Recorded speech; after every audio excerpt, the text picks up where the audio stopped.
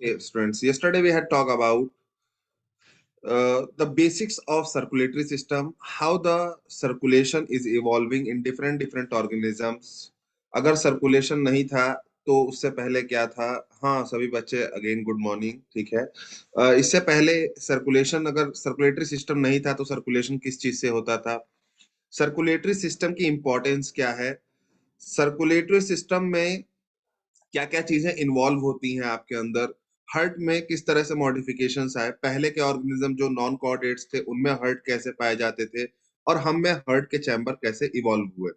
इसके बाद हमने हर्ट के 3 कंपोनेंट्स के बारे में बताया कि heart is made up of 3 things. The very first thing is blood capillaries और vessels, second thing is itself blood, and third thing is heart. ठीक है, तो सर्कुलेटरी सिस्टम 3 चीजों से बना है, एक हर्ट से बना है, एक ब्लड वेसल से बना है और एक ब्लड से बना है।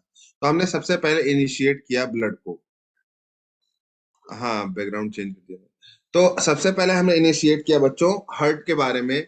तो हर्ट को हमने जब पढ़ना स्टार्ट, सॉरी, ब्लड ब्लड के बारे में इनिशिएट किया। ब्लड को जब हमने पढ़ना चालू किया तो ब्लड में हमको 2 कंपोनेंट दिखे। एक वो पार्ट जो ब्लड का लिक्विड पार्ट है, जिसको हम प्लाज्मा कहते हैं, जिसने 55% ऑफ द ब्लड को कंपोज किया है। तो प्लाज्मा में हमने पढ़ा कि उसमें बहुत सारी चीजें कैरी होती हैं, ट्रांसपोर्ट होती है, मिक्स होती हैं। इसमें आयंस है, सॉल्ट्स हैं, न्यूट्रिएंट्स हैं, बहुत सारी चीजों को कैरी कर रहा है। उसमें कुछ प्रोटीन्स भी हमने डिस्कस किए, जैसे कि एल्ब्यूमिन, ग्लोबुलिन, फिब्रिनोजेन, ये सारी चीजें हमने डिस्कस की। हाँ, गुड मॉर्निंग, गुड मॉर्निंग। तो उसके बाद क्या था बच्चों? फिर हमने फॉर्म्ड एलिमेंट्स के बारे में पढ़ना चालू किया। ब्लड के अंदर जो सेल्यूलर कंपोनेंट्स होते हैं उनको हम फॉर्म्ड एलिमेंट्स कहते हैं। तो फॉर्म्ड एलिमेंट्स में हमने 3 नाम पढ़े। एक का नाम आरबीसी था, एरिथ्रोसाइट था, जिसको हमने कल ही डिस्कस किया आप लोगों के साथ। दूसरा का नाम ल्यूकोसाइट है, जिसको हम डब्ल्यूबीसीज कहते हैं। और तीसरे का नाम जो है वो थ्रोम्बोसाइट्स है, जिसको हम प्लेटलेट्स के नाम से भी जानते हैं। तो यहां तक हमने बच्चों कल डिस्कस कर लिया था। आज हम डब्ल्यूबीसीज के बारे में थोड़ा डिटेल डिस्कशन करेंगे। इसके बाद थोड़ा सा हम लोग आगे की तरफ मूव ऑन करेंगे। Okay, so here we are going to begin with डब्ल्यूबीसीज। हाँ बच्चे, क्लोरीन आपके अंदर मैक्सिमम है, मैग्नीशियम मिनिमम है। So class, so here we are going to start with leucocyte. So डब्ल्यूबीसीज जो होते हैं वो आरबीसी की तरह नहीं होते। उनके पास वेल डेवलप्ड सेल होता है, न्यूक्लियस होता है, माइटोकॉन्ड्रिया होता है, सब कुछ होता है, और साइज में भी ये बड़े होते हैं आरबीसी के मुकाबले। लेकिन क्वांटिटी में ये बहुत कम होते हैं। सिर्फ 6000 से 8000 डब्ल्यूबीसीज होते हैं पर क्यूबिक सेंटीमीटर ऑफ ब्लड में। वो 5.5 मिलियन के करीब था, तो बहुत ज्यादा नंबर में डिफरेंस आ जा रहा है बच्चों। ठीक है, ल्यूकोसाइट्स जो होते हैं ये बहुत कम टाइम के लिए जिंदा रहते हैं। कम टाइम इन द सेंस कि 10 से लेके 12 दिन या 14 दिन तक ही जिंदा रह सकते हैं। इससे ज्यादा इनका वैलिडिटी नहीं होता है। तो ल्यूकोसाइट्स बनते हैं और बन के अपना काम करते हैं डब्ल्यूबीसीज, और उसके बाद क्या हो जाते हैं? खत्म हो जाते हैं। डब्ल्यूबीसी के बारे में आप सब लोगों ने बहुत पहले से पढ़ा होगा कि डब्ल्यूबीसीज आपका इम्यून सिस्टम बनाते हैं। लेस और मोर डब्ल्यूबीसीज का काम ही है आपको प्रोटेक्ट करना। तो प्रोटेक्शन के लिए जो मैकेनिज्म चूज करते हैं, वो मैकेनिज्म आपके बॉडी में हर तरह से आपको क्या करते हैं? हाँ, बता हर तरह से आपको क्या करता है? प्रोटेक्ट करता है। Like RBC, WBC is also originated from the bone marrow of the, मतलब बोन मैरोज में ही ये क्या करते हैं? बॉर्न करते हैं, बनते हैं। और ये 5 तरह के बनते हैं, मतलब डब्ल्यूबीसी कोई एक सेल नहीं बनता आरबीसी की तरह। ये 5 अलग तरह तरह के सेल्स बनता है, और हर सेल की एक खासियत होती है बच्चों। ठीक है, जिसको हम अभी पढ़ेंगे आने वाले इसमें। सर, स्प्लीन ब्लड में ही प्रेजेंट होता है? नहीं नहीं, स्प्लीन जो है वो उसमें ब्लड प्रेजेंट होता है। ब्लड आरबीसी जो होता है, आरबीसी जब बनता है तो आके वहां पे स्टोर होता है, और जब मरता है तो भी आके वहां पे डिस्ट्रॉय होता है। तो स्प्लीन रिजर्वायर भी है ब्लड का और ग्रेवयार्ड भी है ब्लड का। ब्लड में किसका? आरबीसी का है। डब्ल्यूबीसी, देखिए डब्ल्यूबीसी जो होता है उसका खत्म होने का कोई कोई स्पेसिफिक साइट नहीं है कि डब्ल्यूबीसी यहीं पर आके खत्म होगा। ठीक है, आरबीसी का है, इसीलिए आरबीसी का आपको बता दिया गया। Like normal cell die and they disintegrate into different different organic components, WBC also die in the blood within the blood only. तो बच्चों ल्यूकोसाइट्स के बारे में कुछ ऐसी चीजें जो यहाँ पर नहीं डिस्कस की गई हैं, मैं डिस्कस करना चाहता हूँ। सबसे पहली बात कि जो ल्यूकोसाइट्स होते हैं इनके अंदर एक बहुत बहुत इंपॉर्टेंट प्रोसेस होती है, उसको हम कहते हैं डायपेडेसिस। डायपेडेसिस का मतलब होता है अमीबॉयड मूवमेंट। यहाँ पर जो डब्ल्यूबीसीज हैं आपके, ये अपने साइज को चेंज कर लेते हैं, शेप को चेंज कर लेते हैं। ठीक है, ये अपने शेप को चेंज करने की कैपेसिटी रखते हैं और इसी कैपेसिटी को डायपेडेसिस कहते हैं। अगर आपको एक शब्द में याद रखना हो डायपेडेसिस का मतलब, तो अमीबॉयड मूवमेंट याद रखिएगा कि जो हमारे डब्ल्यूबीसीज होते हैं वो अमीबॉयड मूवमेंट परफॉर्म कर सकते हैं एंड इसी प्रॉपर्टी को डब्ल्यूबीसी के डायपेडेसिस कहते हैं बच्चों। यही वजह होती है कि आरबीसी लिम्फ वेसल या लिम्फेटिक वेसल में नहीं एंटर कर पाता है, लेकिन डब्ल्यूबीसी कर जाता है। क्यों? क्योंकि इसके अंदर स्क्वीजिंग प्रॉपर्टी है, ये अपने शेप को चेंज कर लेता है। एक मिनट रुक जाइए बच्चों, एक मिनट।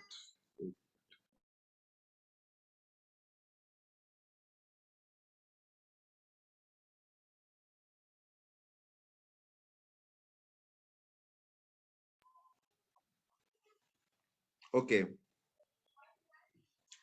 सो स्टूडेंट्स डायपेडेसिस और अमीबॉयड मूवमेंट जो होता है ये डब्ल्यूबीसी की प्रॉपर्टी होती है। डब्ल्यूबीसीज वेरिएबल ज्यादा होते हैं, आरबीसीज वेरिएबल ज्यादा नहीं है, वैरायटीज ज्यादा नहीं है आरबीसीज के पास।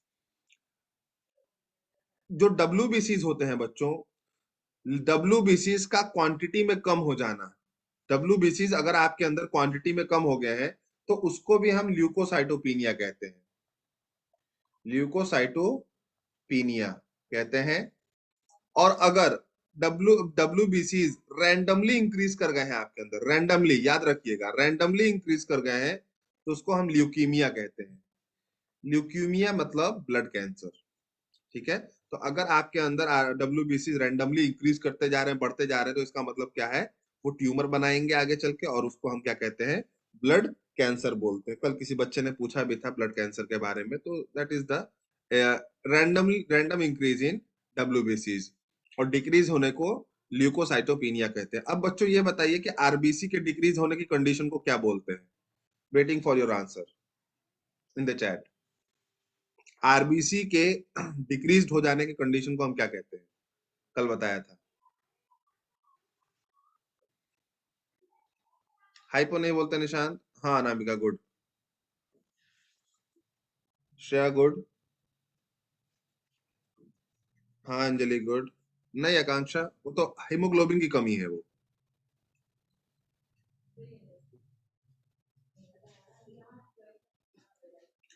हाँ गुड मॉर्निंग, ठीक है। निशांत ठीक है, सोनिया ठीक है। स्नेहा मैक्रोसाइट नहीं होगा, मैक्रोसाइट का मतलब साइज इंक्रीज हो जाना। हाँ कोमल ठीक है, इसको एरिथ्रोसाइटोपिनिया बोलते हैं बच्चों, हाइपर टिश्यू नहीं बोलते मंतशा। हाँ, साइटोपिनिया का मतलब ही होता है कम हो जाना। ल्यूको मतलब डब्ल्यूबीसी, एरिथ्रो मतलब आरबीसी। आरबीसी का कम होना एरिथ्रोसाइटोपिनिया, डब्ल्यूबीसी का कम होना ल्यूकोसाइटोपिनिया, याद रखिएगा। वैसा नहीं है। आस्था, श्रेयांश, सिमरन ने भी सही आंसर दिया। सिमरन का स्पेलिंग थोड़ा गलत हो गया, but anyhow they know the answer.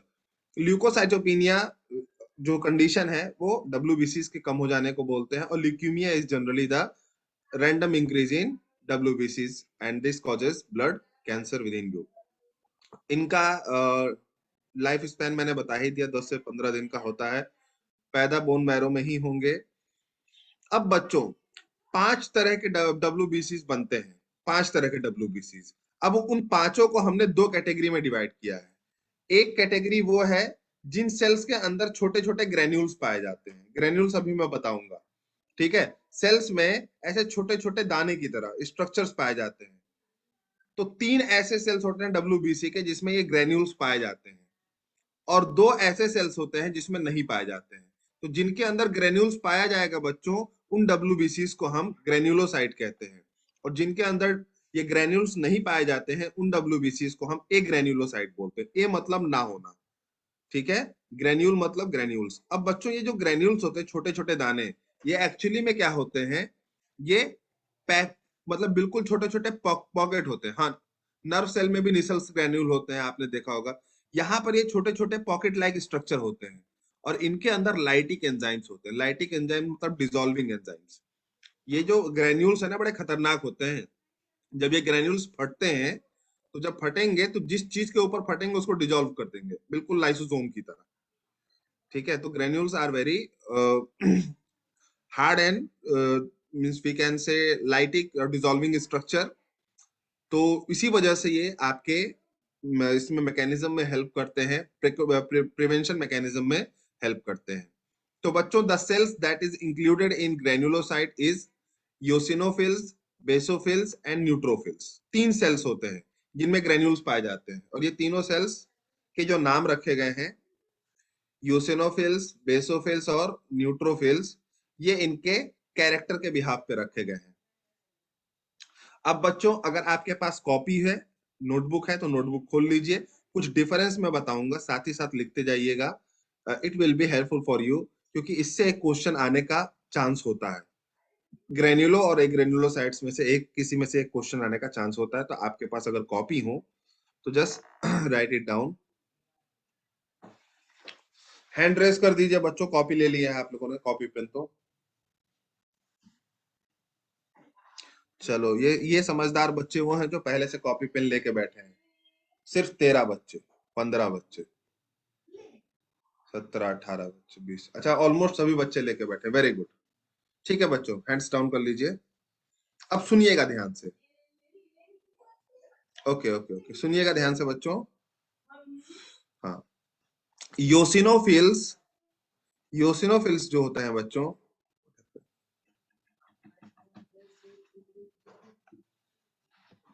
वो एसिड से स्ट्रेनिंग शो करते हैं। एसिड का नाम क्या है? इयोसिन। इयोसिन नाम का एक एसिड होता है बच्चों, उससे ये स्ट्रेन शो करते हैं, मतलब कलर शो करते हैं। इसी वजह से इनका नाम इयोसिनोफिल्स पड़ा। ये सेल्स सिर्फ और सिर्फ इयोसिन से ही अपना स्ट्रेनिंग शो करेंगे। इयोसिन क्या है? एसिड डाई है। क्या है? एसिडिक डाई है। मंतशा, आपको कुछ कहना है? आपका हैंड रेज है। ओके। बेसोफिल्स जो होते हैं बच्चों, ये बेसिक डाई से अपना कलर शो करते हैं, इसी वजह से इनका नाम क्या पड़ा? बेसोफिल्स पड़ा। तीसरा है बच्चों न्यूट्रोफिल्स। न्यूट्रोफिल्स जो होते हैं, ये न्यूट्रल डाई से अपना कलर शो करते हैं। Neutral dye. तो अगर तुम ब्लड सेल को रख दो, ठीक है, जैसे मान लो तुमने एक स्लाइड लिया, एक स्लाइड पे ब्लड तुमने ले लिया, अब उस ब्लड पे पहली लेयर बनाओ, मतलब तीनों डाइस डाल दीजिए। एसिड डाई भी डाल दीजिए, बेसिक डाई भी डाल दीजिए, और न्यूट्रल डाई भी डाल दीजिए। और तुमको तीनों सेल देखना है, यूसिनोफिल्स, बेसोफिल्स, न्यूट्रोफिल्स देखना है। ठीक है, तो जो एसिड डाई है उसका कलर जो भी होगा, ठीक है, वो कलर कौन एब्जॉर्ब कर लेगा बच्चों? एसिड डाई का कलर कौन एब्जॉर्ब करेगा? एसिनोफिल करेगा कि बेसोफिल करेगा कि न्यूट्रोफिल करेगा? मैं बता रहा हूं, योसिनोफिल्स करेगा। गुड। बेसिक डाई का कलर कौन एब्जॉर्ब करेगा? बेसोफिल्स करेगा। न्यूट्रल डाई का कलर कौन एब्जॉर्ब करेगा? न्यूट्रोफिल्स करेंगे। बच्चों, न्यूट्रल डाई का मतलब ये नहीं है कि neutral in colour, neutral in pH. ठीक है, जिसका भी पीएच न्यूट्रल हो, डाई कोई भी हो सकती है, ऑरेंज हो सकती है, सैफरन हो सकती है, ब्लूइश हो सकती है, ठीक है, येलो हो सकता है। It doesn't have only single colour, की एक ही कलर में न्यूट्रल डाई आता है। न्यूट्रल डाई का कलर कुछ भी हो सकता है, बस पीएच न्यूट्रल होना चाहिए। Okay, so we can easily recognise these three cells. अब बच्चों एक और चीज, यूसिनोफिल्स में, ये तीनों में जो न्यूक्लियस होता है बच्चों, ये ऐसे होते हैं, मल्टी ग्लोबुलर होते हैं। ठीक है, एक से ज्यादा लोब पाए जाते हैं, मल्टी लोबुलर मल्टीलोब्यूलर न्यूक्लियाई होते हैं, एक से ज्यादा लोब वाले न्यूक्लियस होते हैं। तो सबसे कम लोब्स यूसिनोफिल्स में पाए जाते हैं, उससे ज्यादा बेसोफिल्स में, और सबसे ज्यादा न्यूट्रोफिल्स में पाए जाते हैं। तो सबसे कम लोब्स यूसिनोफिल्स में, उससे ज्यादा बेसोफिल्स में, और सबसे ज्यादा न्यूट्रोफिल्स में पाए जाते हैं। ये एक और डिफरेंस हो गया। ठीक है, होपफुली आप लोग लिख रहे होंगे।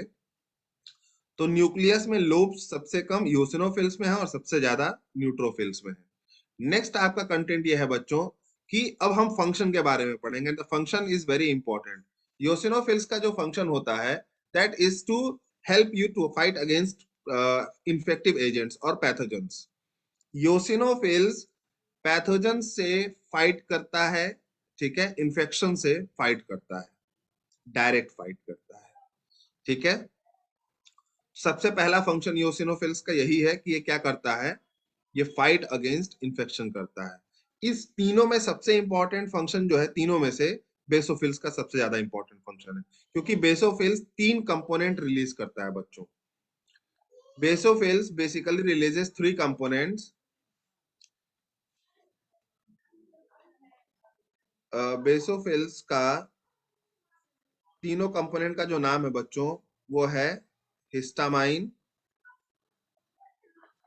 Heparin, serotonin. शेप आपके बुक में बना हुआ है मल्टीलोबुलर न्यूक्लियाई का। एक डंबल शेप में होगा, ठीक है, और एक एनविल शेप में होता है जो घोड़े का पकड़ने वाला होता है ना, ट्रायंगुलर टाइप का, ऐसे शेप में होगा। और एक जो होता है वो रफ और मोर थोड़ा सा रेक्टेंगुलर शेप में इस तरीके का पाया जाएगा। ठीक है, तो शेप जो होता है वो इसी तरह का पाया जाएगा। इसमें 2 लोब्स होते हैं, इसमें 3-4 हो सकते हैं, इसमें 4 से 5 हो सकते हैं। यूसिनोफिल्स में 2 लोब्स होते हैं, बेसोफिल्स में 3 या 4 हो सकते हैं, और न्यूट्रोफिल्स में 5 तक हो सकते हैं लोब्स। हॉर्सशू, हाँ, हॉर्सशू की तरह हो सकता है। तो देखिए बच्चों, मैं जो बता रहा हूँ, बेसोफिल्स, हाँ आकांक्षा कुछ कहना है आपको, बोलिए। सर अभी तो आप बोले हैं कि ये जो लोज पाया जाता है सबसे ज्यादा ईसनोफिल्स में पाया जाता है, उसके बाद बेसोफिल्स में। सर तो आप तो बोल रहे हैं कि अरे इस सुनो, सुना करो भाई, सबसे कम यूसिनोफिल्स, सबसे ज्यादा न्यूट्रोफिल्स में। अच्छा ये बोले सबसे हैं। कम इसमें है, सबसे ज्यादा इसमें बोला मैंने। ये इंक्रीजिंग ऑर्डर है। ठीक है। ठीक है, देखिए बच्चों, बेसोफिल्स जो होते हैं, अभी मैं आऊंगा तो बताऊंगा, ठीक है। आगे के टॉपिक्स आप पूछोगे तो फिर ऐसे नहीं चलेगा ना। मास्ट सेल सिर्फ और सिर्फ हिपेरिन और ये सिक्रेट करता है, सेरोटोनिन। यहाँ बेसोफिल्स जो है बच्चों, बेसोफिल्स का तीनों का सिक्रीशन कराना काम है, ठीक है। तो तीनों का सिक्रीशन मास्ट सेल से ही होता है, लेकिन कराता बेसोफिल है। ये जरूरत पड़ने पर कराता है। ये तीनों देखिए, हिस्टामिन, हिपेरिन, सेरोटोनिन का तीनों का इंडिविजुअल अलग अलग फंक्शन है, लेकिन जब साथ मिल जाते हैं तो ये इन्फ्लेमेटरी रिएक्शन में हेल्प करते हैं। इन्फ्लेमेटरी रिएक्शंस में हेल्प करते हैं। जैसे मान लीजिए आपको चोट लग गई, हाँ लिख लो अर्पिता। देखिए, अगर आपको चोट लग गई, इन्फ्लेमेशन हो गया, तो आपको चोट लगने पर जो जगह रेड हो जाती है, रेडिश हो जाती है, वहां थोड़ी सी स्वेलिंग हो जाती है, तो वो इन्फ्लेमेटरी रिएक्शन कहते हैं। ठीक है, हाँ सोनिया कुछ कहना है आपको। सर ये आप बोले तो secretion of mast cell, but sir ये क्या बोले उसके बाद? मैंने कहा कि बेसोफिल्स जो है ये तीनों को सिक्रीट कराएगा, मास्ट सेल से ही कराएगा, लेकिन कराएगा बेसोफिल्स। ठीक है, okay. Now what I am telling कि जब तुमको कहीं चोट लग गई, जैसे मान लो मुझे उंगली पे चोट लग गई, किसी भी चीज से चोट लग गई, तो अब यहाँ का टिश्यू डैमेज हो गया, तो यहाँ का टिश्यू अपने आप को रिकवर करेगा। लेकिन हम लोग क्या हैं, हम लोगों को हाथ पैर हिलाते रहने की आदत है। तो अब टिश्यू को तुम आराम नहीं दोगे तो वो क्या करेगा, वो कभी भी रिकवर कर पाएगा, नहीं कर पाएगा। तो टिश्यू अपने आप को आराम दिलाने के लिए वो एरिया को स्वेल कर देता है। आप उसको मूव करोगे तो वो दर्द करेगा, आप उसको टच करोगे तो वो दर्द करेगा। तो वो अपने आप को इस तरह बना लेता है कि तुम उसको ज्यादा मूव कर ही ना पाओ। जब आपको चोट लग जाती होगी तो आपके साथ ऐसा होता होगा कि भाई वो एरिया रेडिश सा हो गया, स्वेल हो गया, ज्यादा हीट हो गया, तो अब आप उसको ज्यादा टच नहीं करते हो और किसी को टच करने भी नहीं देते हो। इसलिए नहीं करने देते हो, क्यों? क्योंकि वहां पर टिश्यूज क्या हो रही हैं, जो डैमेज हुई हैं वो फिर से रिकवर हो रही हैं। तो इन्हीं को हम कहते हैं इन्फ्लेमेटरी रिएक्शंस। हाँ सोनिया, कुछ कहना चाह रही हैं आप?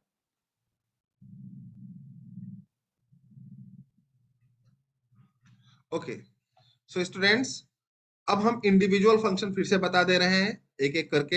हिस्टामाइन जो है वो एलर्जी रिएक्शन में सिक्रीट होता है, हिपेरिन जो है वो एंटीकोगुलेंट है, और सेरोटोनिन जो होता है यह आपके कई सारे फैक्टर्स में काम आता है। जनरली क्या होता है, आपके मूड चेंजिंग्स में ये काम आता है, ठीक है? या फिर आप कह सकते हैं, अगर डाइजेशन में सेरोटोनिन को देखें तो डाइजेशन में सेरोटोनिन का जो काम होता है वो रोकना है, किसी भी सिक्रीशन को क्या करना, रोकना, रेजिस्ट करना। धीरे धीरे बताइए। मैं एक्चुअली क्या था कि मैंने इसको एनिमल टिश्यू में बता दिया है एक बार, तो मुझे लगा कि मैं रिवाइज करा रहा हूं, आप लोगों को ऑलरेडी पता होगा। हिस्टामाइन एलर्जी में सिक्रीट होता है, हिपेरिन एंटीकोगुलेंट है, 1 मिनट आकांक्षा, एंटीकोगुलेंट है, सेरोटोनिन जो है ये मूड स्विंग्स में काम आता है जनरली। लेकिन यहाँ पर तीनों का इंडिविजुअल फंक्शन नहीं पढ़ना है, यहाँ पे आपको जानना है कि ये बेसोफिल से इन्फ्लेमेटरी रिएक्शंस के लिए सिक्रेट होता है। हाँ कांचा बोलिए। मूड स्विंग्स क्या होता है सर? मूड स्विंग्स का मतलब जैसे आपका अचानक से गुस्सा आ गया, ठीक है, या अचानक से खुश हैं आप, या अचानक से आपको इरिटेशन फील होने लगा, ये मूड स्विंग्स है। ठीक है। ठीक है बच्चों, तो but we don't have to learn here the individual functions, we should know the basophils helps in inflammatory reactions. अब मैं बेसोफिल्स यहाँ पे बता दे रहा हूं, तो न्यूट्रोफिल्स भी साथ ही साथ लेके चल देते हैं हम लोग। न्यूट्रोफिल्स एंटीकोगुलेंट, अरे एंटीकोगुलेंट अनामिका, एंटीकोगुलेंट वो होता है जो ब्लड को क्लॉट नहीं होने देता है। तुम्हारा ब्लड अंदर भी तो क्लॉट हो सकता है, लेकिन अंदर क्लॉट नहीं, अंदर तो लिक्विड कंडीशन में, जैसे ही बाहर निकलता है क्लॉट हो जाता है, तो इसका मतलब अंदर इसको कोई फैक्टर क्लॉट नहीं होने दे रहा है, वो हिपेरिन है। क्लॉट नहीं होने देने का मतलब खून का थक्का नहीं जमने देता, खून को सॉलिड नहीं होने देता, ब्लड को लिक्विड ही बने रहने देता है। Now the next is neutrophils. Akanksha आपको कुछ कहना है? ऐसे हैंड रेज किया। न्यूट्रोफिल्स जो होता है बच्चों, जो ये इसको हम माइक्रो पुलिसमैन कहते हैं।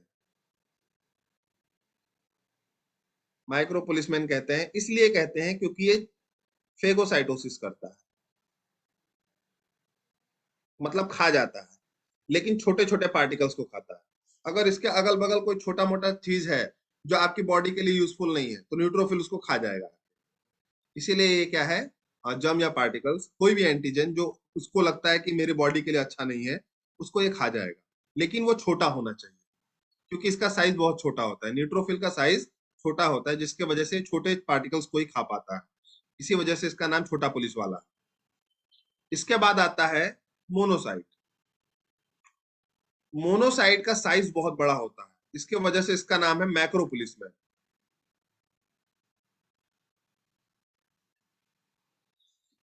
खाने के बाद डिजोल्व हो जाते हैं। खाने के बाद क्या होता है, ये सेल खुद भी मरता है और उसको भी मार देता है अपने अंदर, मतलब दोनों डिजोल्व हो जाते हैं अपने ही एंजाइम्स के थ्रू। सो क्लास, मोनोसाइट क्या होता है? मोनोसाइट को मैक्रो पुलिसमैन कहते हैं। इसका भी काम क्या है? फेगोसाइटोसिस का ही है।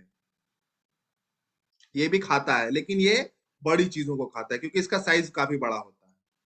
ठीक है, अब हम मोनोसाइट पे आए तो मोनोसाइट में ग्रेन्यूल्स नहीं होते हैं। देखिए ध्यान दीजिए, ये यूसिनोफिल्स, बेसोफिल्स, न्यूट्रोफिल्स ये किसके पार्ट थे? ये ग्रेन्युलोसाइट्स के पार्ट थे। और जबकि मोनोसाइट और लिम्फोसाइट जो होते हैं, ये किसके पार्ट हैं? ये एक ग्रेन्युलोसाइट्स के हैं, एक ग्रेन्युलोसाइट्स के हैं। तो मोनोसाइट और लिम्फोसाइट में सिंगल न्यूक्लियस होता है, इसमें लोब्स नहीं होते हैं, सिंगल न्यूक्लियस होता है, पॉलीमॉर्फिक नहीं होता है, मतलब एक से ज्यादा शेप का नहीं होता है न्यूक्लियस। मोनोसाइट सबसे बड़ा होता है, इसका काम क्या है? फेगोसाइटोसिस का है। इसको हम साइज के बिहाफ पर मैक्रोपुलिसमैन बोलते हैं क्योंकि ये बड़ी चीजों को इंगल्फ करता है। Next is lymphocyte. लिम्फोसाइट बच्चों दो तरह का होता है, एक होता है बी लिम्फोसाइट, एक होता है टी लिम्फोसाइट। मुझे उम्मीद है कि आप लोगों ने ये नाम पहली बार नहीं सुना होगा, आप लोगों ने शायद इसको पहले भी कभी सुन रखा हो या पढ़ रखा हो, बी लिम्फोसाइट और टी लिम्फोसाइट। बी लिम्फोसाइट हाँ सुन रखा है, तो ये बहुत अच्छी बात है। तो बी लिम्फोसाइट जो होता है बच्चों, ये सिंपली क्या करता है, ये आपको इम्यूनिटी प्रोवाइड कराता है। कौन सी इम्यूनिटी प्रोवाइड कराता है? Humoral immunity, humoral immunity provide कराता है। अब आप कहेंगे सर ये ह्यूमोरल इम्यूनिटी क्या है? ह्यूमोरल इम्यूनिटी वो इम्यूनिटी होता है जो एंटीबॉडीज के थ्रू दिया जाए। आपने सुना होगा कि कई बार आपको बचाने के लिए एंटीबॉडीज सिक्रीट किए जाते हैं, तो जो एंटीबॉडी सिक्रीट करता है उस इम्यूनिटी को ह्यूमोरल इम्यूनिटी कहते हैं। और वो कौन सा सेल है?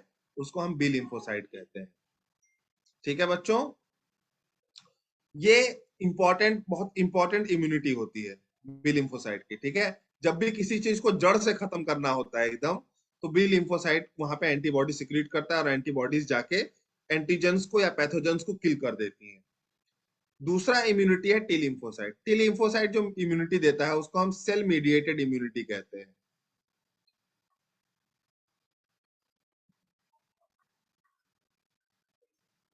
अब हम बच्चों एक छोटी सी लाइन बोलेंगे, दिमाग में हमेशा के लिए नोट रख लीजिएगा।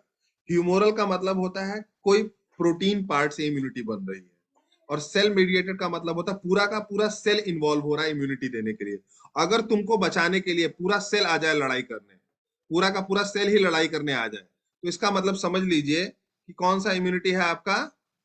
आपका सेल मीडिएटेड इम्यूनिटी है। और अगर तुमको बचाने के लिए सेल ना जाए, सेल अपनी तरफ से कोई प्रोटीन भेजे, जैसे एंटीबॉडी भेज दिया उसने कि तुम जाके लड़ो मेरे बिहाफ पर, तो वैसी इम्यूनिटी को ह्यूमोरल इम्यूनिटी कहते हैं। अब पूरा का पूरा सेल लड़ने आ जाए तो वो सेल मीडिएटेड इम्यूनिटी। अब बच्चों, आपका सबसे बड़ा इम्यूनिटी जो है, इंपॉर्टेंट एंटीबॉडी है, ह्यूमोरल सबसे इंपॉर्टेंट है, लेकिन बच्चों cell mediated is the immunity that has been present maximum in your body. Cell mediated immunity जो होती है ये आपकी बॉडी में सबसे ज्यादा होती है और हर तरह से काम करती है। इसका काम मैं आपको गिना देता हूं। सबसे पहले डिजीज आएगा आपके अंदर, तो डिजीज को पहचानना, आइडेंटिफाई करना, पहला काम। दूसरा काम होता है सेल मीडिएटेड का, जाके बी लिम्फोसाइट को इंफॉर्मेशन देना कि भाई साहब ये डिजीज आई है, इसको लेकर के आप एंटीबॉडी बनाइए। तीसरा काम इसका होता है एंटीबॉडी बनाने में भी हेल्प करता है कि किस तरह से बनाना है। भाई फांसी का फंदा बनाना है तो गले का साइज बताना पड़ेगा ना, तो टी लिम्फोसाइट जाके गले का साइज बताता है कि ये पैथोजन का साइज इतना बड़ा है, इसी हिसाब से एंटीबॉडी बनाइएगा ताकि वो जाके इसको दबोच ले। टी लिम्फोसाइट का नेक्स्ट फंक्शन सुनिए। टी लिम्फोसाइट क्या करता है, जब एंटीबॉडीज बन रही, जब तक एंटीबॉडी बन रही होती है तब तक जाके लड़ाई करता है पैथोजेंस के साथ कि तुम अपना एंटीबॉडी बनाओ, हम तब तक संभालते हैं इन लोगों। टी लिम्फोसाइट जाके लड़ाई करता है इन्फेक्शंस के साथ। उसके बाद क्या होता है बच्चों, जब एंटीबॉडी आके पकड़ लेता है किसको? पैथोजेंस को, तब टी लिम्फोसाइट आकर के उन दोनों को डिस्ट्रॉय कर देता है ताकि पैथोजन, एंटीबॉडी तो खत्म होगी ही लेकिन साथ ही साथ पैथोजन भी खत्म हो जाएगा। और एक बहुत इंपॉर्टेंट चीज है बच्चों, वो ये है मेमोरी बनाना। तुम लोगों ने सुना होगा कि जब भी कोई डिजीज आ जाती है तुम्हारे अंदर, तो उस डिजीज को लेकर के मेमोरी रहती है।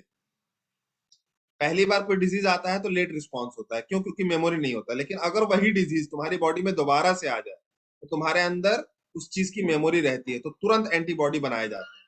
वो मेमोरी कौन बनाता है 15 साल 20 साल के लिए? वो टी लिम्फोसाइट बनाता है। ठीक है, तो टी लिम्फोसाइट के इतने सारे काम है, इसी वजह से ये क्या है, ये सबसे प्रायर इम्यूनिटी है आपकी बॉडी की। हाँ, जैसे चिकन पॉक्स को लेकर के बहुत सारे ऐसे डिजीज हैं बच्चों। आपने सुना है छोटे बच्चों को कई सारे टीके लगवाए जाते हैं, सुना है कभी आपने या देखा भी होगा, हो सकता है आपने।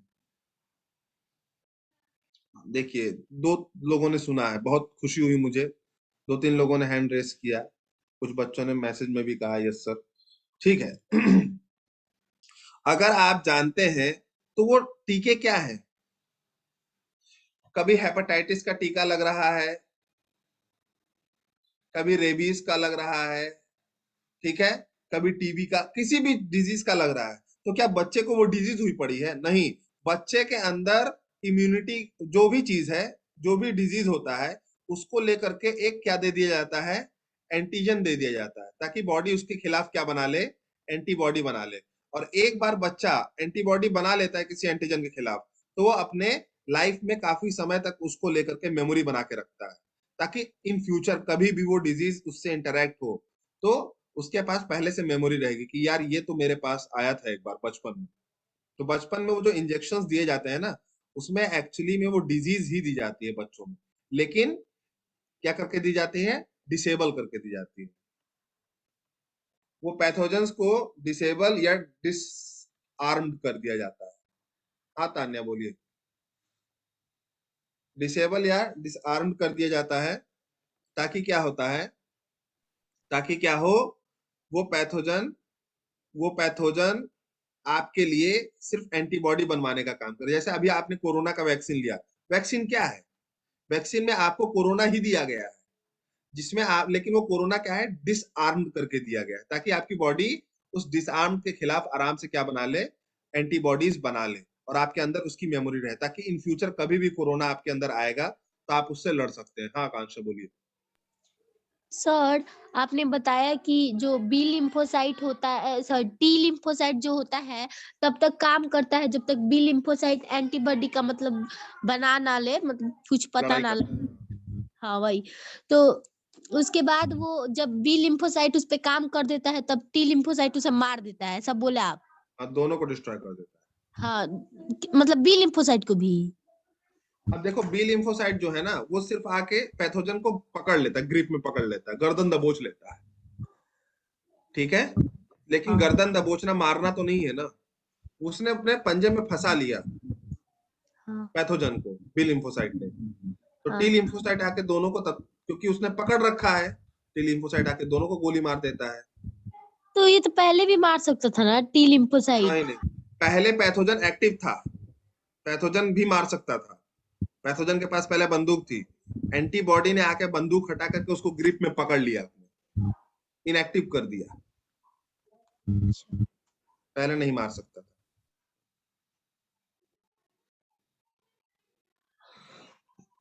सर उसके ऊपर का स्पाइक प्रोटीन ही हटा दिया जाता है वैक्सीनेशन में। हाँ, हटा दिया जाता है। टी लिम्फोसाइट पैथोजेंस के स्ट्रक्चर प्रोटीन को पहचानता है।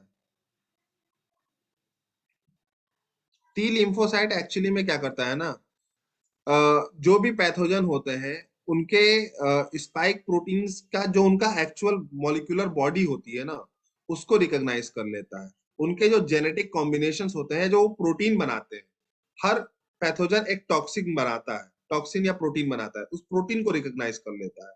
तो जैसे ही वो प्रोटीन बनता है तो समझ लेता है ये आ गया, फिर वो जाके उसको खत्म कर देता है। So this is how your body has created immunity. अब बच्चों एक छोटी सी बात और बता देता हूं, ताकि वो चीज भी तुम लोग लिख लो और समझ लो। बी लिम्फोसाइट का नाम बी लिम्फोसाइट इसलिए पड़ा क्योंकि वो पैदा कहाँ होता है? बोन मैरो में, और मैच्योर भी बोन मैरो में होता है। बी लिम्फोसाइट पैदा कहाँ होता है? बोन मैरो में, और मैच्योर, पलता बढ़ता भी कहाँ पर है? बोन मैरो में। लेकिन टी लिम्फोसाइट पैदा तो बोन मैरो में होता है, लेकिन मैच्योर होता है थाइमस में। थाइमस हर्ट के पास एक ग्लैंड होता है, उसके अंदर ये क्या होता है? पलता बढ़ता है, जिसके वजह से इसका नाम टी लिम्फोसाइट पड़ा। ऐसा क्या है उसके पास जो रिकॉग्नाइजेशन में हेल्प करता है? उसके पास ऐसा क्या नहीं है? टी लिम्फोसाइट के पास पैथोजेंस से डील करने की हर स्ट्रेटेजी है, ठीक है। टी लिम्फोसाइट्स के अंदर special proteins, special chemicals, special sensitive agents पाए जाते हैं, जिसके हेल्प से वो रिकॉग्नाइज कर लेता है। सो क्लास, हाँ सोनिया बताइए। सर टी लिम्फोसाइट सिर कहाँ बर्न होता है? हार्ट के चैम्बर में?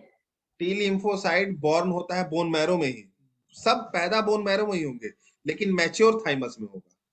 बी लिम्फोसाइट पैदा भी बोन मैरो में होता है और मैच्योर भी बोन मैरो में ही होता है। Okay sir. सो स्टूडेंट, मैंने पहले भी बताया था, अभी भी बता दे रहा हूं, एक क्वेश्चन जो कि नीट में आ सकता है, इसमें क्या है कि आपको वो बताना है कि WBCs में किसकी क्वांटिटी ज्यादा होती है, किसकी कम होती है। वो न्यूमोनिक्स याद है बच्चों आप लोगों को? अच्छा एक बार और बता दें, ठीक है, मैं एक बार और रिपीट कर देता हूँ एक एक करके। देखो बच्चों, WBCs को दो पार्ट में बांटा गया है, एक है ग्रेन्युलोसाइट और एक है एग्रेन्युलोसाइट। ग्रेन्युलोसाइट्स तीन तरह के होते हैं, एक है यूसिनोफिल्स, दूसरा है बेसोफिल्स, तीसरा है न्यूट्रोफिल्स। यूसिनोफिल्स एसिड डाई है, एसिड डाई में अपना कलर शो करता है। बेसोफिल्स बेसिक डाई में करता है, न्यूट्रोफिल्स न्यूट्रल डाई में से करते हैं। इस यूसिनोफिल्स का काम है पैथोजेंस को किल करना, लड़ाई करना उनसे। बेसोफिल्स का काम है हिस्टामिन, हिपैरिन और सीरोटोनिन सिक्रेट कराना, जिससे वो इन्फ्लेमेटरी रिएक्शंस कराते हैं, चोट लगने के बाद जो रिएक्शंस होती हैं। और न्यूट्रोफिल्स जो होता है वो छोटी चीजों को इंगल्फ कर लेता है। दूसरे कंपोनेंट्स आते हैं जिनको हम एग्रेन्युलोसाइट बोलते हैं। एग्रेन्युलोसाइट में ग्रेन्यूल्स नहीं पाए जाते हैं और सिंगल न्यूक्लियस होता है। एग्रेन्युलोसाइट्स दो तरह के होते हैं, एक मोनोसाइट होता है और एक लिम्फोसाइट होता है। मोनोसाइट को क्योंकि साइज बड़ा होता है इसलिए उसको मैक्रोपोलिसमैन बोलते हैं और वो बड़ी चीजों को इंगल्फ करता है। लिम्फोसाइट्स जो होते हैं वो दो तरह के होते हैं, एक वो लिम्फोसाइट जो पैदा भी बोन मैरो में होता है और मैच्योर भी बोन मैरो में होता है, उसको बी लिम्फोसाइट कहते हैं। और वो जो इम्यूनिटी बनाता है उसको ह्यूमोरल इम्यूनिटी कहते हैं। ह्यूमोरल इम्यूनिटी का मतलब एंटीबॉडी से दी जाने वाली इम्यूनिटी। एक दूसरा लिम्फोसाइट होता है, इसको हम टी लिम्फोसाइट कहते हैं। टी लिम्फोसाइट जो होता है बेसिकली ये आपका पैदा तो बोन मैरो में होता है लेकिन मैच्योर होता है थाइमस के अंदर। टी लिम्फोसाइट आपको सेल मेडिएटेड इम्यूनिटी देता है और पूरा का पूरा सेल इन्वॉल्व होता है रिएक्शन में, इसीलिए इसका ज्यादा इंपॉर्टेंट, इसका ज्यादा प्रियोरिटी है इम्यूनिटी में। और यही वजह है कि टी लिम्फोसाइट वर्सटाइल फंक्शन करता है आपको बचाने के लिए। बी लिम्फोसाइट्स जो होते हैं स्पेसिफिक फंक्शन करते हैं, वो किसी स्पेसिफिक पैथोजेंस के लिए एंटीबॉडी बनाएंगे और उसको किल करेंगे। और टी लिम्फोसाइट कॉमन हेल्प करता है आपको, कहीं पे कोई भी डिजीज हो जाके ये लड़ जाता है, भिड़ जाता है। और बी लिम्फोसाइट जो होते हैं ये स्पेसिफिकली एक पर्टिकुलर उसके लिए रिप्रेजेंट करते हैं। न्यूट्रोफिल्स को बताया तो न्यूट्रोफिल्स माइक्रोपुलिसमैन है और छोटे चीजों को इंगल्फ करता है। So this is how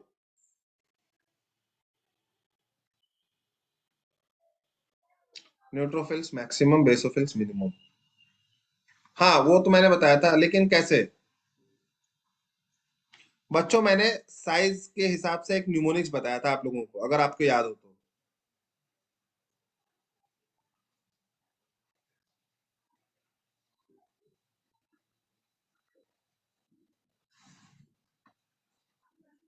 never let the monkey eat banana, good, सही। चलिए कुछ बच्चों को याद है, never let the monkey, sorry क्या आ गया ये, never let the monkey eat बनाना।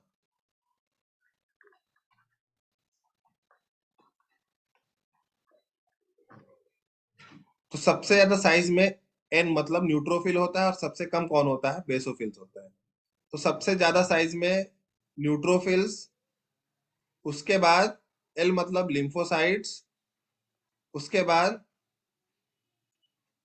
यहाँ दा का मतलब कुछ नहीं है, दा हटा दो, ठीक है। Never let monkey eat banana है। एम मतलब मोनोसाइट, देन ई मतलब eosinophils, and then finally the smallest one is basophils. ये मैंने पहले भी बताया है। So never let monkey eat banana मतलब ये आपका साइज है और साइज के हिसाब से आप बांट दिए हैं पांचों WBCs को। Size in the sense quantity, size कह रहा हूं मैं, क्वांटिटी के हिसाब से आपने बांट दिया है। सबसे ज्यादा क्वांटिटी न्यूट्रोफिल की है, देन लिम्फोसाइट की है, देन मोनोसाइट की है, देन यूसिनोफिल्स की है, और लास्ट में सबसे कम बेसोफिल्स पाए जाते हैं WBCs में। तो बच्चों इस पे क्वेश्चंस बनते हैं और ये न्यूमोनिक्स और ये क्वेश्चन याद रखिएगा, ठीक है। Let me take screenshot of this. अब हम आते हैं अपने प्रीवियस स्लाइड पे।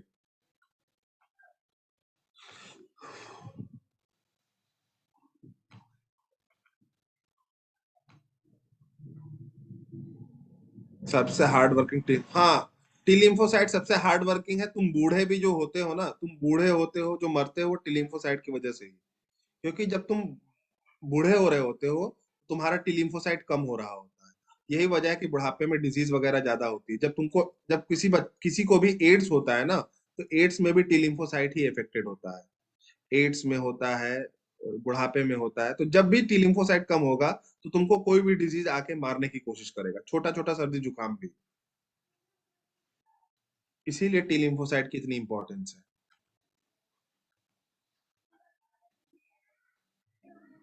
Now the next one is platelets.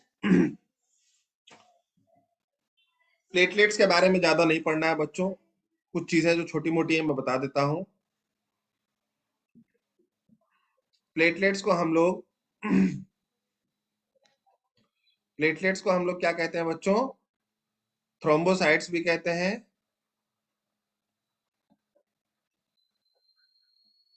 Thrombocytes भी कहते हैं। और थ्रोम्बोसाइट्स जो होते हैं किसमें हेल्प करते हैं बच्चों? ये आपके ब्लड क्लॉटिंग में हेल्प करते हैं।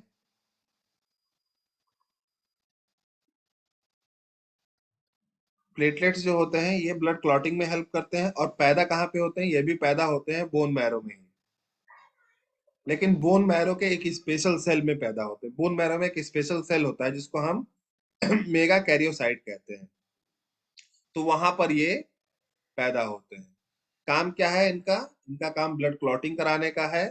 ठीक है, एक एवरेज ह्यूमन में 1.5 लाख से 3.5 लाख प्लेटलेट्स हो सकते हैं। अगर किसी का 1 लाख से कम हो गया है तो उसकी कंडीशन क्रिटिकल है। ठीक है, उसको जल्दी प्लेटलेट्स नहीं दिया गया तो वो इंसान इमरजेंसी सिचुएशन में एंटर कर सकता है, जैसे मलेरिया वगैरह की कंडीशन में हो जाता है। तो इसका काम जो है ब्लड क्लॉटिंग में। कुछ चीजें जो इसके बारे में नहीं दी गई हैं वो बता दे रहा हूँ। ऑलमोस्ट 1 हफ्ते, ठीक है। Your internet connection is unstable. मेरी आवाज आ रही है आप लोगों को? मेरे को भी मैसेज आया, इंटरनेट कनेक्शन अनस्टेबल। अच्छा, आ रही है, ओके। नहीं आने से मेरे को एक बार बोल दीजिएगा आप लोग, ठीक है? अनटिल और अनलेस आपके इंटरनेट में प्रॉब्लम ना हो। अगर आपका इंटरनेट सही चल रहा है और फिर मेरी आवाज नहीं आ रही स्पेसिफिकली, तो एक बार बोल दीजिएगा आप लोग। So what I was saying is, okay, platelets 1 हफ्ते तक, 1 वीक तक क्या होते हैं? जिंदा रह सकते हैं। और प्लेटलेट्स का जो मेन एंजाइम है, जहां जिसके हेल्प से वो क्या करता है, ब्लड क्लॉट कराता है, उसको हम थ्रोम्बोकाइनेज कहते हैं। थ्रोम्बोकाइनेज।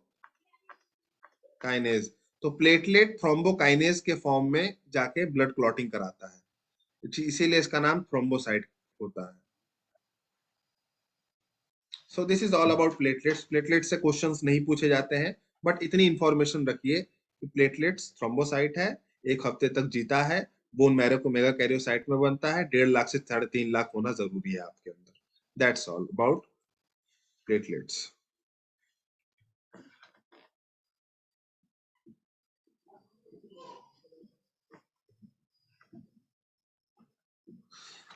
मुझे आज ब्लड ग्रुपिंग पढ़ाना था। बैकग्राउंड देख लीजिए, मैंने कहा था ना यूसिनोफिल्स। देखिए ये क्या है, दो ही लोब में है, 2 ही लोब में बटा है, ठीक है। बेसोफिल्स कहाँ गया? बेसोफिल्स के 3 से 4 लोब होते हैं। थोड़ा सा रफली ट्रायंग इसमें थोड़ा अलग ही इनविल शेप में दिया है, ठीक है। इसमें लगभग 3 या 3 से 4 के करीब में क्या हो सकते हैं, लोब्स हो सकते हैं। जबकि ये न्यूट्रोफिल्स जो होते हैं ये 4 से 5 कंसिस्ट करते हैं। 1, 2, 3, 4, 5। तो 4 भी हो सकता है, 5 भी हो सकता है। सबसे ज्यादा लोब्स न्यूक्लियस में किसके हैं? न्यूट्रोफिल्स में। और सबसे कम यूसिनोफिल्स में, ठीक है। मोनोसाइट और लिम्फोसाइट सिंगल और बड़े न्यूक्लियस कंसिस्ट करते हैं, ठीक है। ये लोब्स नहीं है जो दिखाया जा रहा है, आप लोब्स मत समझिएगा, this is single nucleus both. Platelets, RBCs, ये दोनों का कोई ऐसा सच वो नहीं है। प्लेटलेट्स भी डब्ल्यूबीसी की तरह ही हर सेल ऑर्गेनल कंसिस्ट करते हैं, बट अपना शेप चेंज नहीं कर सकते। ये वरदान सिर्फ और सिर्फ डब्ल्यूबीसी को मिला हुआ है, शेप चेंज करने का। थ्रोम्बोकाइनेज बोले थे आस्था एंजाइम का नाम, मैंने लिखा भी था। हाँ, so students, I think you all have got the diagram. Diagram में क्या ही बताना है, समझ ही गए होगे।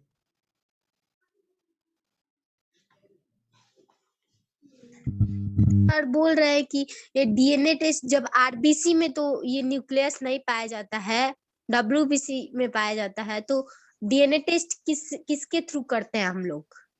डीएनए टेस्ट आप किसी एक सेल का टुकड़ा निकाल के भी कर सकते हैं, बाल का टुकड़ा निकाल के कर सकते हैं, अपने नेल्स को निकाल के कर सकते हैं, आरबीसी के थ्रू कर सकते हैं या डब्ल्यूबीसी के थ्रू या प्लेटलेट्स के थ्रू, ये पूछ रहे हैं हम।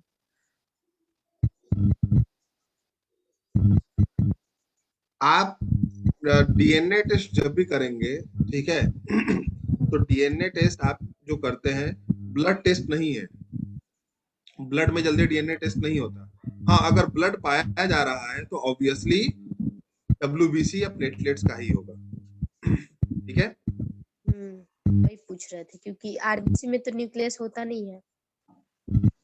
हाँ, आरबीसी में नहीं होता है, लेकिन अगर जैसे मान लो कहीं पे खून का कतरा पाया गया, वहां से सुराग लगाना है कि भाई कौन कातिल है, तो वहां पर ब्लड में जो भी सेलुलर कंपोनेंट्स है जिसमें डीएनए है, उनका डीएनए निकाला जाएगा, डब्ल्यूबीसी और प्लेटलेट्स का। So class, we have this diagram, and now we are moving towards the most important topic, that is blood grouping.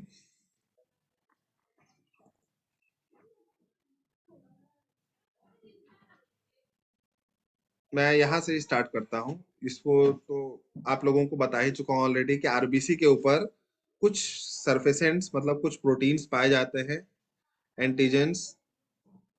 हाँ आस्था बोलिए। सर आप बोल रहे कि बाल से नाखून से भी डीएनए टेस्ट होता है, तो कैसे होता है? वो तो डेड सेल ना है। तो बाल और नाखून खाली ऐसे थोड़ी मिलते हैं, नाखून के अंदर स्किन के डेड सेल्स भी कंपोज्ड होते हैं, और बाल के अंदर आपके सर के डेड सेल्स कंपोज होते हैं। ठीक। स्टूडेंट्स, ब्लड ग्रुप जो होता है ये आपके आरबीसी के ऊपर प्रेजेंट जो डिफरेंट डिफरेंट एंटीजेंस होते हैं, एंटीजेंस मतलब प्रोटीन जो आपके आरबीसी के ऊपर प्रेजेंट है, उनके हेल्प से होता है। तो आरबीसी के मेम्ब्रेन के ऊपर कल ही बताया गया था कि एक स्पेशल प्रोटीन पाया जाता है या कभी कभी नहीं भी पाया जाता है, उनके चेंजिंग के वजह से आपका ब्लड ग्रुप चेंज होता है। और 4 तरह का ब्लड ग्रुप बताया गया था आप लोगों को। वो 4 तरह का जो ब्लड ग्रुप है वो ए है, बी है, ए बी है और ओ है। तो ये चारों ब्लड ग्रुप आप लोगों ने पहले भी सुना होगा और जानते होंगे। इसके अलावा ब्लड ग्रुप में एक और चीज पाई जाती है कि ब्लड जो होता है या पॉजिटिव होता है या फिर नेगेटिव होता है, इसको हम आरएच फैक्टर कहते हैं, ठीक है।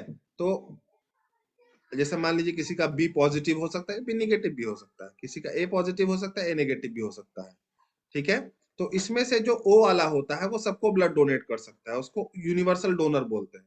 और जो ए बी वाला होता है वो यूनिवर्सल एक्सेप्टर हो सकता है, ठीक है। कितने बच्चों का ए बी है बच्चों? हैंड रेज कीजिए। नेचर ने किसको ये वरदान दिया हुआ है सबका खून पीने का? सिमरन, शाबाश। और कुछ बच्चों ने लिखा है कुछ, सोनिया का भी है, और पिता कह रही मेरी मम्मी का है, अंजलि कह रही लीच। अरे लीच का तो कोई ब्लड ग्रुप ही नहीं होता। नहीं नहीं, मैं ए बी बोल रहा हूं, ए बी, जिसका ए बी हो, जिसका ए बी हो। तान्या मुझे पता ही नहीं है मेरा ब्लड ग्रुप क्या। कोई बात नहीं, इट्स ओके। अभी पूरी उम्र पड़ी है, बुढ़ापे में पता लगा लेना, क्या टेंशन। अभी कौन सा मर रहे हो तुम लोग।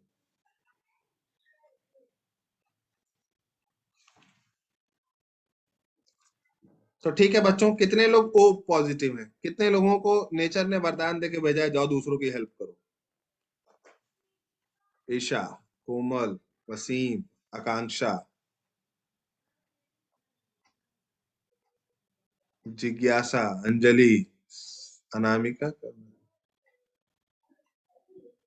हाँ अनामिका,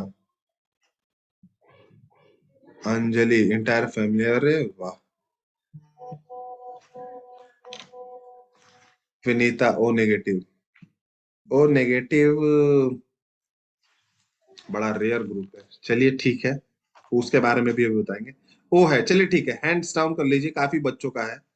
देखो बच्चों, ए और बी वालों का तो मुझे जानने में इंटरेस्ट भी नहीं है, क्योंकि आप लोगों को नेचर ने कुछ नहीं दिया, ना किसी से छीनने का अधिकार दिया है, ना किसी को देने का अधिकार दिया है, ठीक है? तो you guys are just nothing in front of nature, आप लोग जस्ट कैरियर। सर अच्छा, इसके पीछे का रीजन क्या है सर, कि मतलब मैं अभी बताऊंगा ना, सकता अभी है आगे आने तो दो। इसका स्ट्रक्चर से रिलेटेड है ना सर? हाँ हाँ बिल्कुल, स्ट्रक्चर से ही रिलेटेड है। ठीक है बच्चों, तो अब हम बेसिक रीजन पढ़ेंगे कि ओ सबको क्यों दे सकता है, ए बी को सबसे ले सकता है, प्लस और माइनस होने का रीजन क्या है, प्लस वाला क्या माइनस को दे सकता है, या माइनस वाला क्या प्लस को दे सकता है, और माइनस प्लस के हिसाब से देखें तो ओ पॉजिटिव यूनिवर्सल डोनर होगा या ओ नेगेटिव होगा। इसी तरह माइनस प्लस के हिसाब से देखें तो क्या A B positive universal acceptor है या A B negative universal acceptor है। ये सब हम आने वाले कंटेंट्स में डिस्कस करेंगे। तो बच्चों, हाँ, अब बिल्कुल ध्यान से पढ़िए, क्योंकि अब जो कंटेंट है वो सिर्फ जो समझदार होगा उसी को समझ में आएगा, जिसने थोड़ा बहुत बेसिक्स अच्छा किया होगा उसको समझ में आने वाला है, क्योंकि हम ब्लड के एक बड़ा ही कॉम्प्लेक्स पार्ट को पढ़ने जा रहे हैं, बहुत ही कॉम्प्लेक्स पार्ट को। सो होपफुली आप लोग समझने की कोशिश करेंगे। सो क्लास, मैं आपको कुछ चीजें बताऊंगा इसको पढ़ाने से पहले।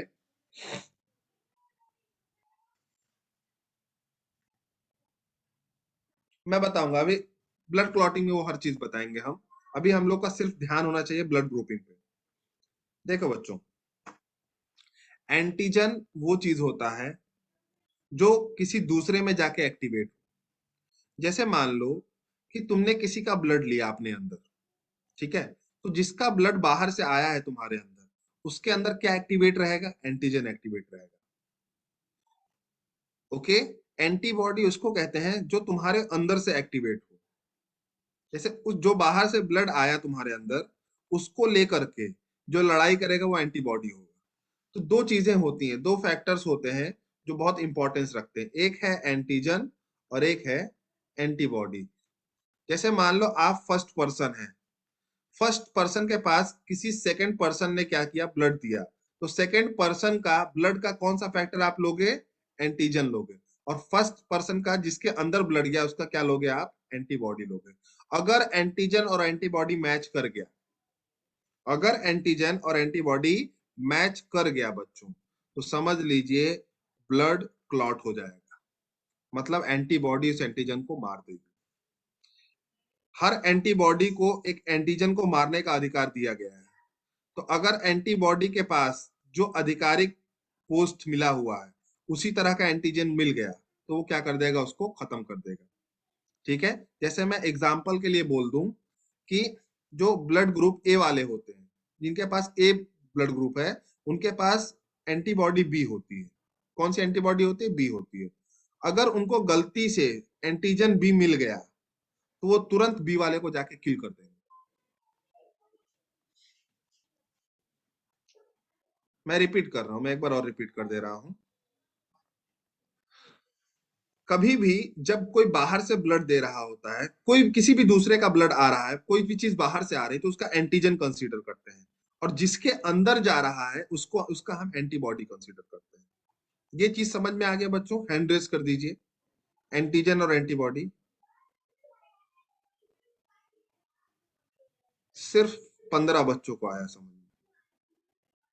अरे भाई, जो बाहर से ब्लड दिया वो एंटीजन है, और जो तुम्हारे अंदर का ब्लड रिएक्ट किया वो एंटीबॉडी है। एक और इजी वे में बोल दे रहा हूँ, स्टिमुलस को समझ लीजिए एंटीजन और रिस्पॉन्स को समझ लीजिए एंटीबॉडी। ठीक है बच्चों, हैंड्स डाउन कर लीजिए।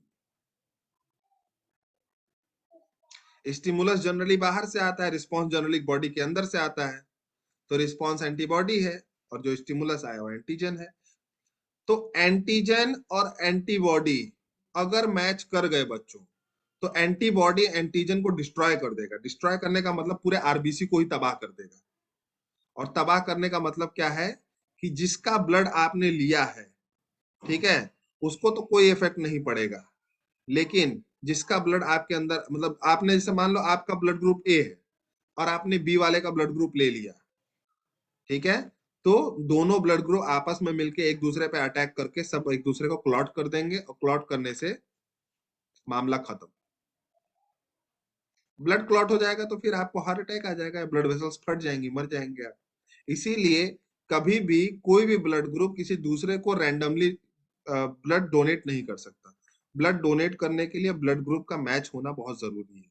या ब्लड ग्रुप नहीं भी मैच हो रहा है तो आपका एंटीजन एंटीबॉडी कभी भी मैच नहीं होना चाहिए, कभी भी मैच नहीं होना चाहिए। इतनी बात समझ में आ गई बच्चों?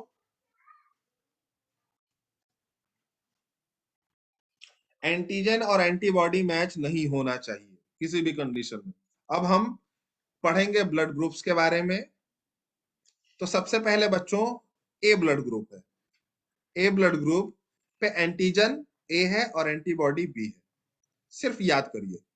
बी ब्लड ग्रुप पे एंटीजन बी है और एंटीबॉडी ए है। ए बी ब्लड ग्रुप में एंटीजन ए बी है लेकिन एंटीबॉडी नहीं है, एंटीबॉडी होती ही नहीं इसके पास। ओ ब्लड ग्रुप में एंटीजन ही नहीं है लेकिन एंटीबॉडीज है, और एंटीबॉडीज दोनों है, ए भी है और बी भी है। ठीक है बच्चों, ये बात एकदम दिख रही है, क्लियर है डायग्राम में। ए के पास antigen A antibody B, B के पास antigen B antibody A B के पास एंटीजन ए बी और एंटीबॉडी नहीं है, और ओ के पास एंटीजन एक भी नहीं है लेकिन एंटीबॉडी दोनों के लिए है। अब समझने की कोशिश कीजिएगा बच्चों। सपोज दैट ए वाला ब्लड ग्रुप बी में जाता है, जैसे मैं बी हूं, ठीक है, और किसी इंडिविजुअल ने हमको, जिसका ब्लड ग्रुप ए है, हमको ब्लड दिया, ए दिया, तो ए का हम क्या कंसीडर करेंगे? ए बाहर से आया है तो ए का हम क्या देखेंगे? एंटीजन देखेंगे, एंटीबॉडी देखेंगे? हाँ चलो, ए का हम क्या देखेंगे? अंजलि ठीक, सुरभि ठीक, सोनिया ठीक, आस्था ठीक, आकांक्षा ठीक, सिमरन ठीक, ओके गुड। हाँ ठीक है, सबने सही बोला, गुड। ए का हम एंटीजन देखेंगे, क्यों? क्योंकि ए ने हमको दिया, बाहर से आया वो ब्लड, तो ए का एंटीजन क्या है? ए है। अब ये चीज दिमाग में रखो। अब मेरा आप क्या देखोगे? मैं तो ब्लड रिसीव कर रहा हूं, मेरा आप क्या देखेंगे? एंटीजन देखेंगे, एंटीबॉडी देखेंगे? एंटीबॉडी देखेंगे, शाबाश बच्चों। मेरा क्या देखेंगे आप? एंटीबॉडी देखेंगे। मेरा एंटीबॉडी क्या है? ए है। मेरा एंटीबॉडी क्या है? ए है। क्या एंटीजन और एंटीबॉडी मैच कर गया है बच्चों या नहीं किया? इज इट मैचिंग और नॉट? सोनिया ने कहा नहीं किया, आस्था ने कहा नहीं किया, ईशा ने कहा किया, निशांत कह रहा नहीं, श्रेयांश कह रहा मैच कर गया, सिमरन कह रही नहीं किया, अर्पिता कह रही मैचिंग, सुरभि ने भी कहा हाँ, मंतशा ने कहा नो, पुलकित कह रहा मैचिंग, तान्या कह रही यस, आकांक्षा कह रही नहीं किया, श्रेया कह रही। अरे तुम लोग को दिख नहीं रहा है क्या भाई साहब? ये एंटीजन भी ए है, एंटीबॉडी भी ए है, तो मैच क्यों नहीं किया? ये नो किस बिहाफ पे तुम लोग बोल रहे हैं? अब कौन सी मैचिंग होती है? एंटीजन भी ए है और एंटीबॉडी भी ए है, तो ए तो दोनों सेम प्रोटीन हो गए ना, मैच कर गया। तुम लोग कह रहे हो नो, किस बिहाफ पे नो कह रहे हो? अगर एंटीजन कुछ और होता, एंटीबॉडी कुछ और होता, तब ना आप बोलते कि नहीं सर मैच नहीं किया है। एंटीजन भी वही है और एंटीबॉडी भी वही है, दोनों मैच कर गया कि नहीं? और मैंने अभी क्या बताया कि अगर एंटीजन और एंटीबॉडी मैच कर जाए तो ये अच्छी चीज है या बुरी चीज है? इज इट गुड और bad for you?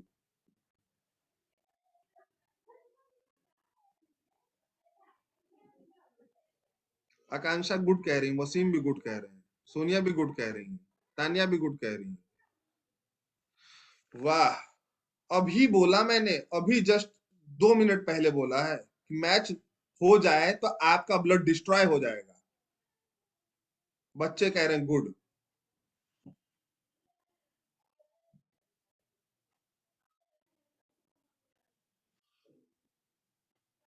Obviously it is bad. Blood group का मैच होना जरूरी है, एंटीजन एंटीबॉडी का नहीं। सुना करो ध्यान से तुम लोग, ठीक है? अगर ए वाला ब्लड ग्रुप ए वाले को दे रहा है तो ठीक है, लेकिन ए एंटीजन ए एंटीबॉडी के साथ मैच कर गया अगर, तो समझ लीजिए डिस्ट्रक्शन है। आप तबाह हो जाएंगे, आपका ब्लड क्लॉट हो जाएगा, हार्ट अटैक हो जाएगा, मर जाएंगे। बोलिए आकांक्षा। सर हमको लगा आप बोल रहे हैं ब्लड मैच करना चाहिए, तो ब्लड तो मैच करेगा तो सही है ना। वाह, तुम्हें ऐसे ही लग गया है। तो अभी ठीक से नहीं सुने ना। हाँ सोनिया बोलिए, क्या कह रही हैं? सर आप जब क्वेश्चन किए थे कि जब आपका बी पॉजिटिव होगा तो सर एंटीबॉडीज अगर हम ए लेंगे तो सर वो तो ये क्लॉट हो जाएगा ना। हाँ तो क्लॉट होना अच्छी बात है क्या? No sir. तो वही तो हम पूछे थे कि मैच अगर हो गया तो is it good for good और बैड? तो कई लोगों ने गुड बोल दिया कि हाँ सर Bad. क्लॉट हो जाएगा तो मजा आ जाएगा सर, जिंदगी का आनंद ले लेंगे सर, हम भी देख लेंगे एक बार टेस्ट करके हार्ट अटैक कैसे होता है। ऐसे थोड़ी होता है।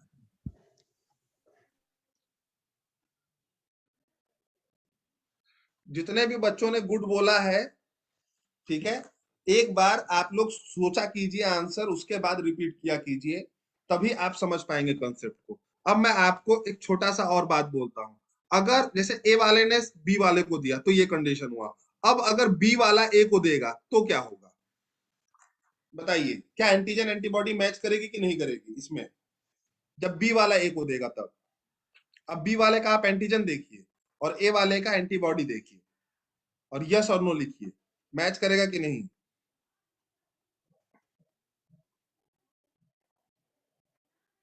अभी भी कुछ बच्चे नो लिख रहे हैं, अरे यार क्या करूं भाई।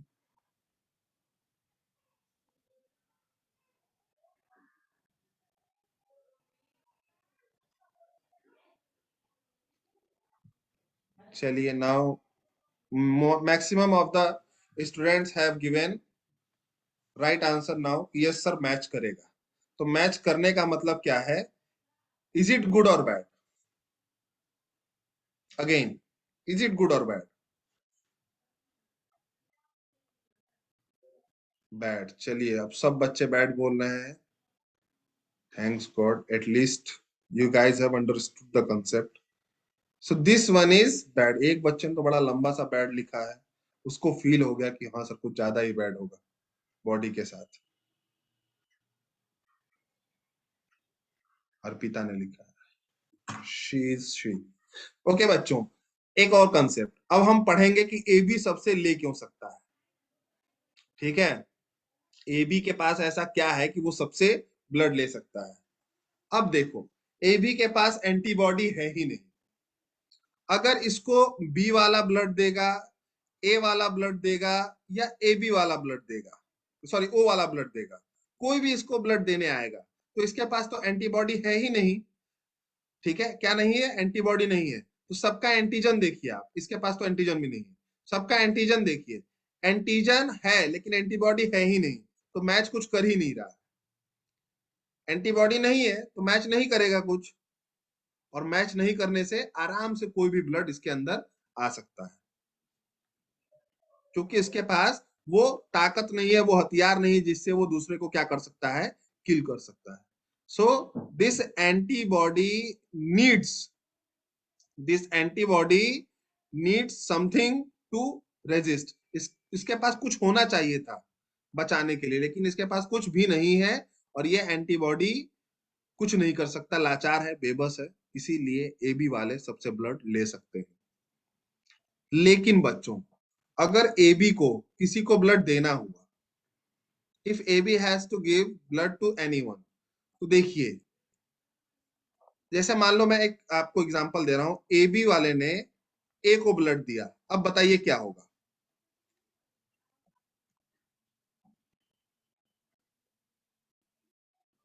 नहीं होगा श्रेयांश, होता ही नहीं उनमें।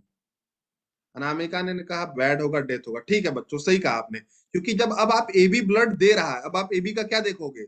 एंटीजन देखोगे। ए बी किसी दूसरे को ब्लड दे रहा है तो ए बी का क्या? ए बी का आप एंटीजन देखोगे। इसके पास ए और बी एंटीजन दोनों है, और ए को दिया तो ए के पास एंटीबॉडी बी है, तो ये बी और ये वाला बी मैच कर गया। मैच कर गया तो खतरा है। खतरा है मतलब ए बी और ए आपस में लड़ेंगे, मरेंगे, क्लॉटिंग होगी, मामला खत्म। इसी तरह बच्चों, अगर ओ वाला किसी को ब्लड देना चाहे तो ओ के पास तो एंटीजन है ही नहीं। जो ब्लड दे रहा है उसका क्या देखेंगे, एंटीजन देखेंगे। ओ वाला अगर किसी को ब्लड दे, किसी को भी दे, तो उसके पास एंटीजन है ही नहीं, तो एंटीबॉडी मैच किससे करेगा, किसी चीज से नहीं कर सकता। यही वजह है कि ओ सब में घुस जाता है, सबको ब्लड दे देता है।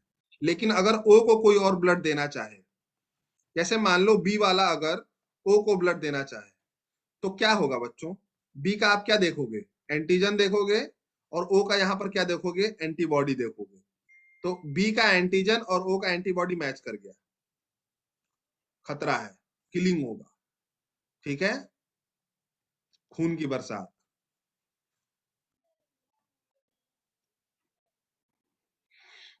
कोई भी ब्लड ग्रुप ए बी को दे सकता है, इसलिए दे सकता है क्योंकि ए बी के पास एंटीबॉडी ही नहीं है।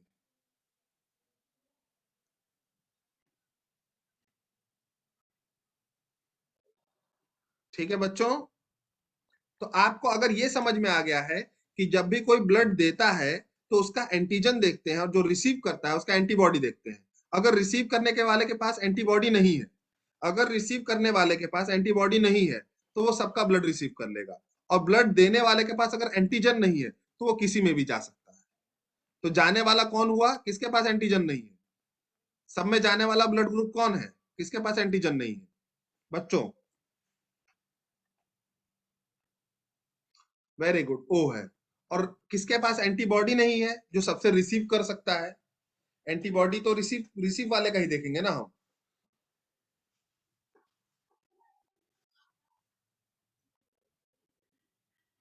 ए बी, शाबाश, हाँ गुड बच्चों, यही समझना था तुम लोग को, ठीक है, यही चीज तुम लोग को समझनी थी। अब अगर तुमसे कोई पूछना चाहे कि भाई साहब आप बताइए, या आप लोग कोई भी लड़कों या लड़कियों से पूछना चाहे कि आप बताइए कि ओ वाला, ठीक है, किसी से ब्लड क्यों नहीं रिसीव करता है एक्सेप्ट ओ, तो आप बता दोगे ना, समझा सकते हो उसको, हैंड रेज कीजिए, समझा सकते हैं आप लोग, क्योंकि ये मेडिकल की चीजें हैं, और मेडिकल की इतनी नॉलेज आपको होना बहुत जरूरी है एज अ बायो स्टूडेंट। चलिए गुड। सो बच्चों, अब हम छोटा सा ट्रिक देख लेते हैं क्लास। एक छोटा सा ट्रिक बता देते हैं आप लोगों को, ताकि आप लोग को एंटीजन और एंटीबॉडी याद रहे। A blood group A antigen, B blood group B antigen, A B blood group A B antigen. O मतलब जीरो समझ लीजिए, यहाँ पर ओ का मतलब जीरो समझ लीजिए, और जीरो मतलब जीरो एंटीजन। और जो एंटीजन है जिसके पास एंटीबॉडी, उसका अपोजिट होगा। जैसे जिसके पास ए एंटीजन है तो बी एंटीबॉडी होगा, बी एंटीजन है तो ए एंटीबॉडी होगा। इसमें तो एंटीबॉडी है ही नहीं, ठीक है। अगर किसी के पास दोनों एंटीजन है तो कोई एंटीबॉडी नहीं होगा, और किसी के पास दोनों एंटीजन नहीं है तो उसके पास दोनों एंटीबॉडी होगा। ट्रिक समझ में आ गया बच्चों।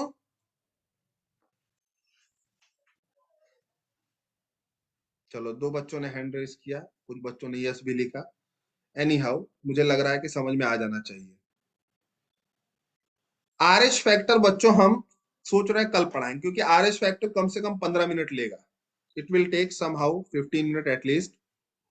So I am going to discuss RH factor by tomorrow. मैं कल बताऊंगा RH फैक्टर। इतना आज आप लोग थोड़ा सा समझ लीजिए, क्योंकि वो 15 मिनट 20 मिनट लेगा। अगर आपके पास है 15 मिनट तो बताइए, स्टार्ट करें फिर, क्योंकि मुझे अगली क्लास भी लेनी है 12th की।